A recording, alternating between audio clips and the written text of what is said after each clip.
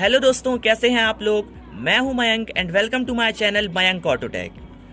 आज के वीडियो में हम बात करने वाले हैं इंजन में इनटेक सिस्टम के एक इम्पोर्टेंट कंपोनेंट टर्बोचार्जर और सुपरचार्जर के बारे में।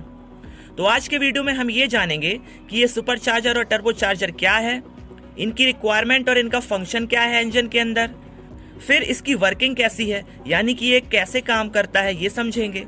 और वर्किंग को समझने के बाद हम टर्बोचार्जर और सुपरचार्जर दोनों का कंपैरिजन भी करेंगे, जिसमें हम ये जानेंगे कि टर्बोचार्जर और सुपरचार्जर इंजन के अंदर सेम काम करते हुए भी एक दूसरे से अलग कैसे हैं, और क्यों कुछ व्हीकल्स में सुपरचार्ज्ड इंजन तो कुछ व्हीकल में टर्बोचार्ज्ड इंजन का यूज किया जाता है।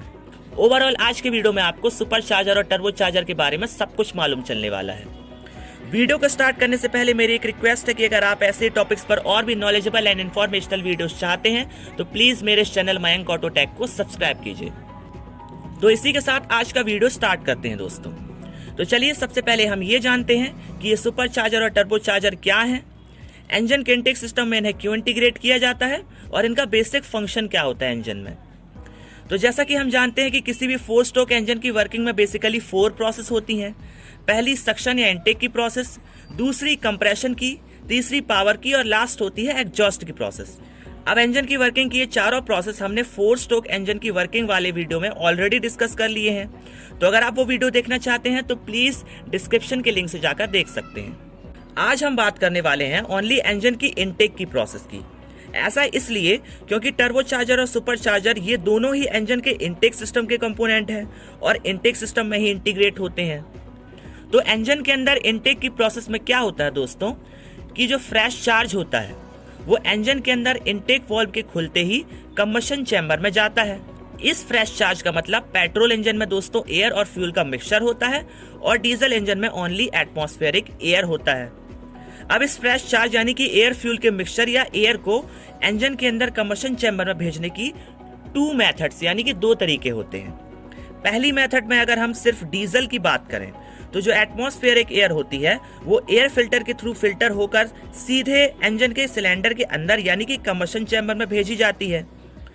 ये जो एयर है ये ओनली सक्शन के प्रेशर से ही इंजन में जाती है और कोई भी एक्सटर्नल प्रेशर इस एयर में नहीं लगाया जाता है दोस्तों।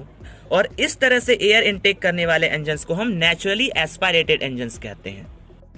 अब दूसरी मेथड की बात करें तो इस मेथड में जो एटमॉस्फेरिक एयर एयर फिल्टर के थ्रू आती है वो डायरेक्टली इंजन्स के सिलेंडर के अंदर नहीं जाती है, यानी कि इसमें इनटेक मैनिफोल्ड के पहले एक एयर कंप्रेसर लगाया जाता है और एयर इस कंप्रेसर के थ्रू पहले कंप्रेस होती है, जिससे इंजन में जाने वाली एयर की क्वांटिटी बढ़ जाती है और सिलेंडर के अंदर एयर की डेंसिटी और प्रेशर भी नेचुरल के मुकाबले ज्यादा हो जाता है।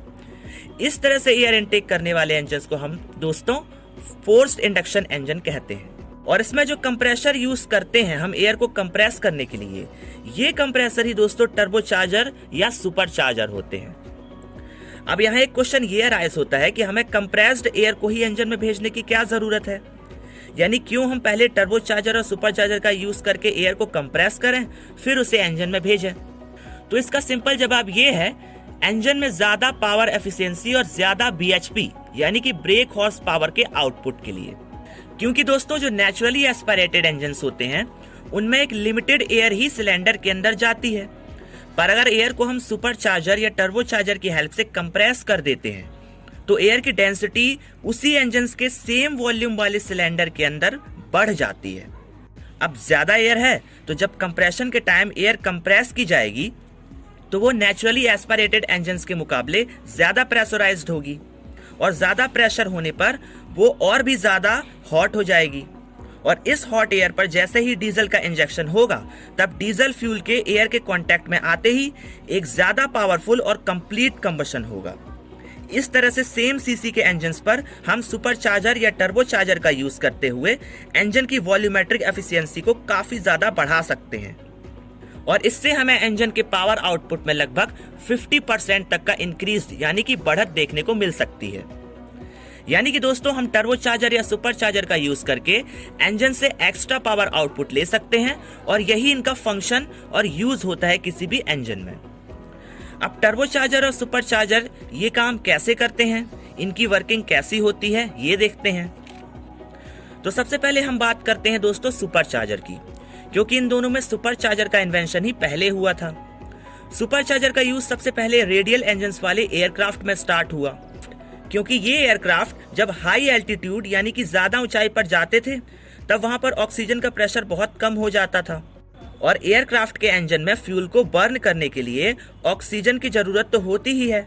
इसलिए ऑक्सीजन की कमी के कारण एयरक्राफ्ट को ऊंचाई पर उड़ने में बहुत प्रॉब्लम होती थी और वो अपना मैक्सिमम पावर आउटपुट नहीं दे पाता था। तब पहली बार वहां पर सुपरचार्जर का यूज करके इंजन में एयर को पंप करके एयर के प्रेशर को बढ़ाया गया। अभी तो सुपरचार्जर वैसे कई टाइप्स के आने लगे हैं दोस्तों, लेकिन इनमें सबसे कॉमन होता है सेंट्रीफ्यूगल टाइप सुपरचार्जर। ये इंजन के इनटेक मैनिफोल्ड में इंसर्ट रहता है। इसकी हाउसिंग के अंदर बेसिकली एक इम्पेलर होता है जो घूमकर एटमॉस्फेयर की एयर को घुमाता है और सेंट्रीफ्यूगल फोर्स के कारण एयर कंप्रेस हो जाती है और तब इंजन के सिलेंडर के अंदर जाती है कंप्रेस्ड एयर।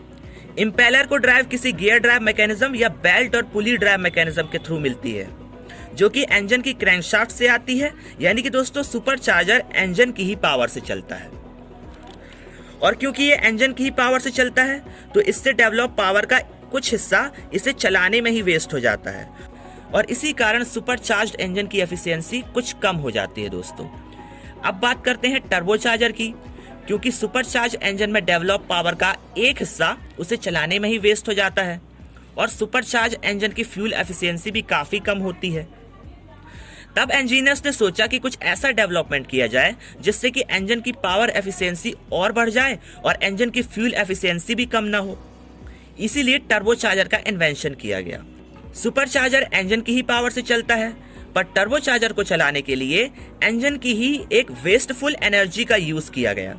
वो एनर्जी होती है दोस्तों इंजन की एग्जॉस्ट एनर्जी, जो कि ऐसे ही वेस्ट हो रही थी और उसका कोई भी यूज हम नहीं कर पा रहे थे।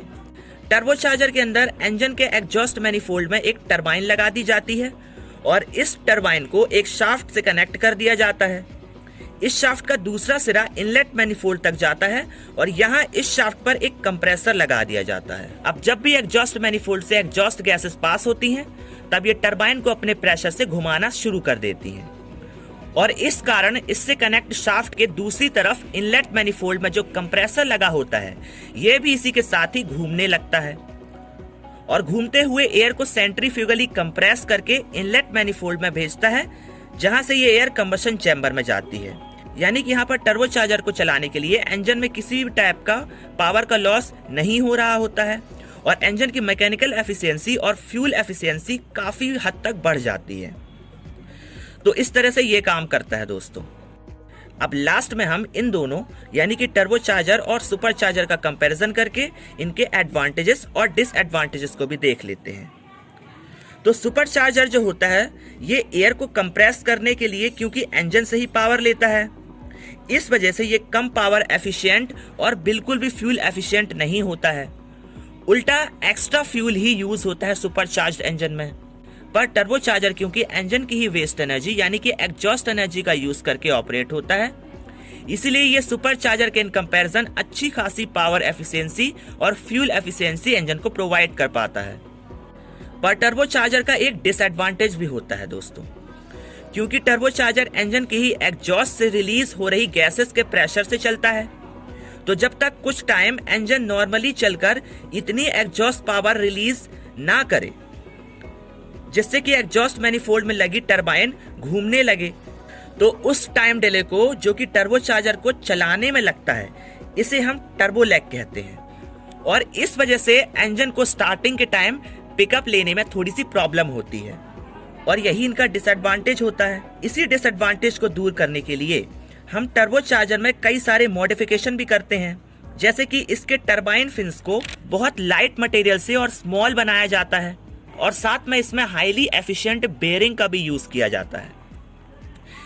इस मामले में अगर हम सुपरचार्जर को देखें तो सुपरचार्जर इस मामले में टर्बोचार्जर पर एक एडवांटेज ले लेता है, क्योंकि सुपरचार्जर इंजन की ही पावर से चलता है तो इंजन के स्टार्ट होते ही ये काम करने लगता है और फ्यूल एफिशिएंसी ये इंजन में कितनी भी कम दे, पर स्टार्टिंग और एक्सेलरेशन के टाइम पर ये इंजन को बेहतर पिकअप और लिफ्ट प्रोवाइड करता है।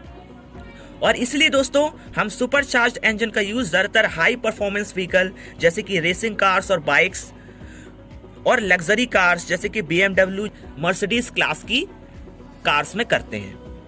वहीं टर्बोचार्ज्ड इंजन का यूज हम ज्यादातर कमर्शियल व्हीकल, पैसेंजर और ट्रांसपोर्ट व्हीकल्स में करते हैं, जिससे इनमें पिकअप भले ही आ रहा ना हो, पर पावर आउटपुट और फ्यूल एफिशिएंसी बहुत अच्छी मिल जाती है। तो ये था दोनों का कंपैरिजन दोस्तों, और ये था हमारा आज का वीडियो टर्बोचार्जर और सुपरचार्जर के बारे में। मुझे पूरी उम्मीद है कि आपको इस वीडियो से टर्बोचार्जर और सुपरचार्जर के बारे में बहुत कुछ नया जानने को और सीखने को मिला होगा। तो अगर आपको ये वीडियो पसंद आया है तो प्लीज इस वीडियो को लाइक कीजिए और अपने दोस्तों के साथ शेयर कीजिए, और कमेंट में मुझे कुछ सजेशन दीजिए। चैनल पे नए हैं तो चैनल को सब्सक्राइब कीजिए। वीडियो को पूरा देखने के लिए आपका बहुत बहुत शुक्रिया।